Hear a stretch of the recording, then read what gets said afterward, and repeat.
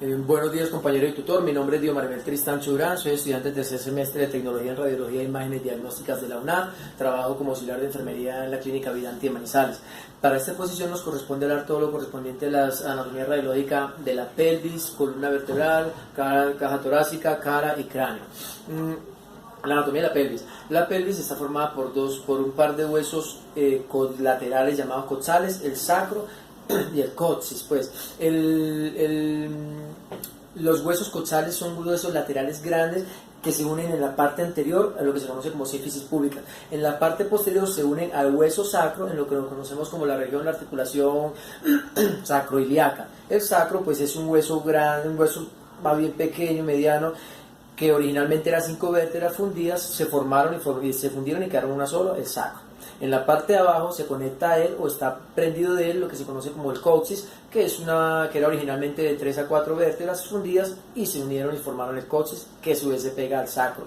Los huesos coxales, cada hueso es un hueso grande, tiene una forma irregular, tiene 2 caras, externa e interna, 4 bordes, superior, inferior, anterior y posterior, y 4 ángulos.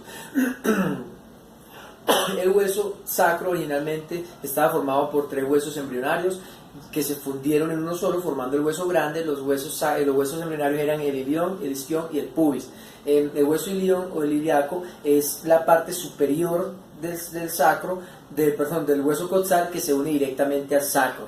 El hueso isquión, que está abajo en la cara anterior. El hueso pubis está en la parte de abajo también, pero hacia la parte de atrás.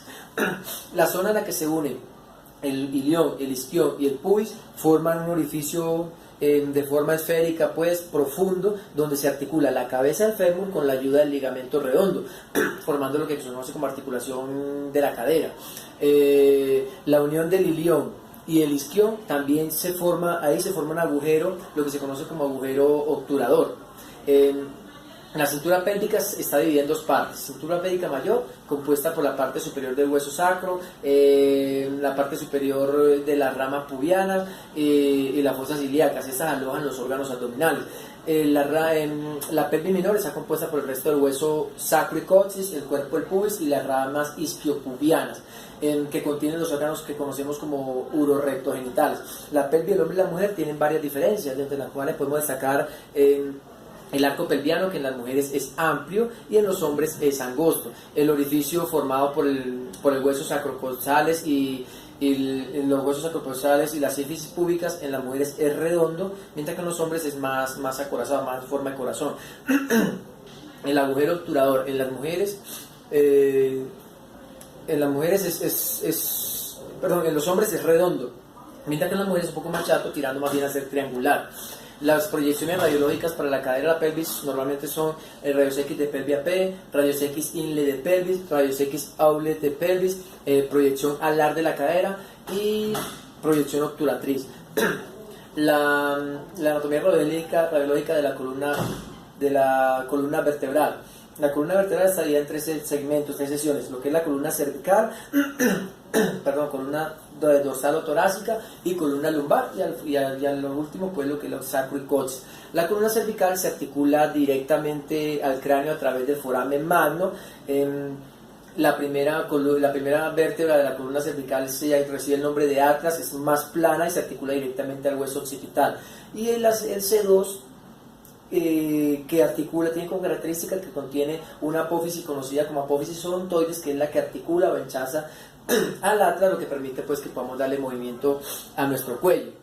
La columna vertebral tiene como característica, está compuesta por 12 vértebras de tamaño mediano, tiene como característica principal pues que a ella se articulan las costillas. Tenemos 12 pares de costillas, 12 a cada lado, y cada una por los lados de la columna vertebral se articulan a ella.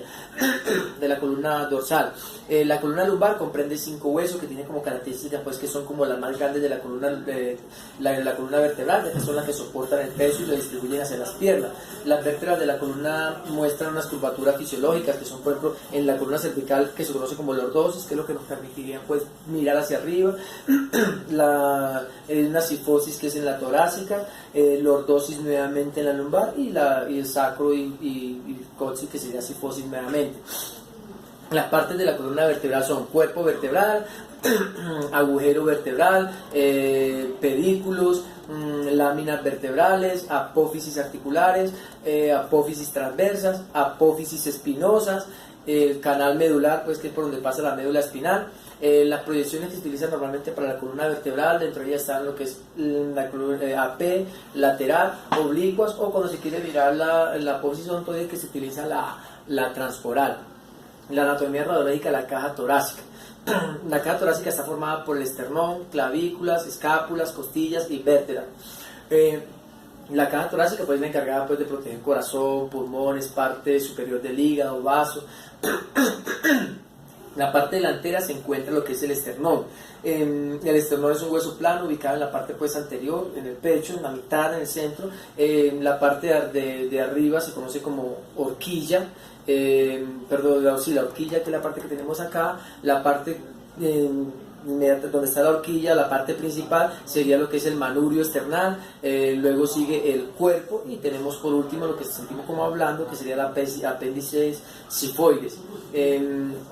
Al esternón se une, lo primero que se une es la clavícula en la unión externo, lo que se conoce como articulación esternoclavicular. Esta clavícula pues se une también al acromio en la parte distal, que se conoce como articulación acromioclavicular.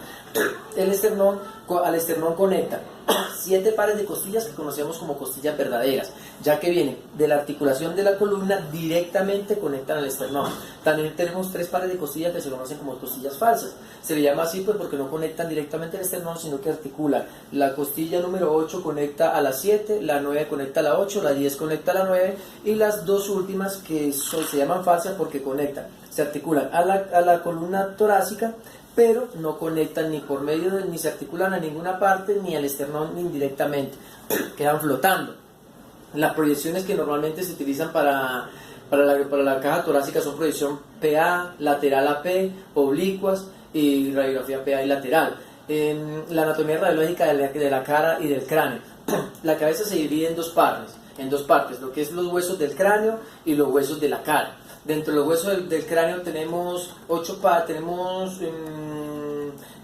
es un conjunto de 8 huesos, 4 impares y otros 2 pares. Una frontal, 2 parietales, uno occipital, 2 temporales, un esfenoides y un etmoides. El hueso esfenoides es un hueso que va normalmente, que se conoce como forma de mariposa o forma de murciélago, y va de lado a lado, en lo que conocemos como la sien. El hueso etmoides, pues, que está entre el hueso esfenoides y los huesos pues, nasales. Los huesos de la cara son la mandíbula, tenemos los huesos maxilares, tenemos los huesos nasales, tenemos los huesos lagrimales, tenemos el pómer, tenemos 2 cornetes, tenemos 2 huesos palatinos, tenemos 2 huesos cigomáticos o pómulos. Y también pues, se pueden considerar los huesos del oído, que son 6, 3 a cada lado, martillo, yunque y estribo. Las cavidades aéreas son 4 pares de cavidades aéreas que están llenas de aire y revestidas por una membrana mucosa. Las membranas se encuentran pues dentro de ellas lo que son los senos frontales, los senos maxilares, los senos etmoidales y los senos esfenoidales. Las proyecciones que más se utilizan en cráneo y cara son AP, lateral, town, cadwell, ears, paranasales, huesos propios de la nariz y submento vertical. Muchísimas gracias.